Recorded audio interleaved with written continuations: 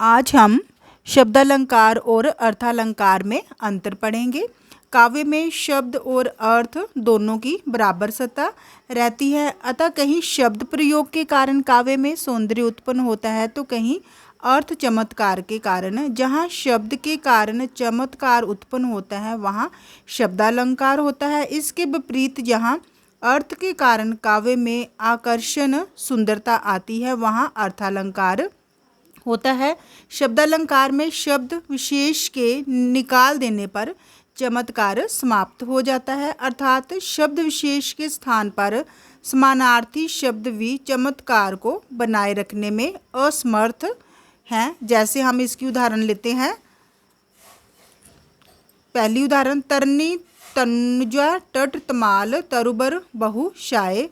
पहली उदाहरण में विशेष व्यंजनों के कारण काव्य में सौंदर्य उत्पन्न हुआ है। अगर हम तरनी की बजाय उसका पर्यायवाची जहाँ समानार्थक शब्द सूर्य, तनुजा की बजाय उसका पर्यायवाची जहाँ समानार्थी शब्द पुत्री तथा तट की जगह उसका पर्यायवाची जहाँ समानार्थी किनारा रख दें तो काव्य का सारा चमत्कार जाता रहेगा। इसी तरह हम दूसरी उदाहरण लेते हैं। पानी के बिना मोती का कोई भी महत्व नहीं है।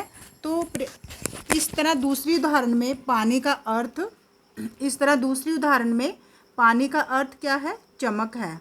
अब इसके स्थान पर समानार्थी शब्द पानी के समानार्थी जल, नीर, अम्बु आदि शब्दों को रख दे तो अलंकार जो है समाप्त हो जाएगा, क्योंकि पानी का अर्थ ही चमक है। तो शेष कोई भी शब्द इस अर्थ को प्रकट नहीं करता है, अतः इसमें क्या है? शब्दालंकार है।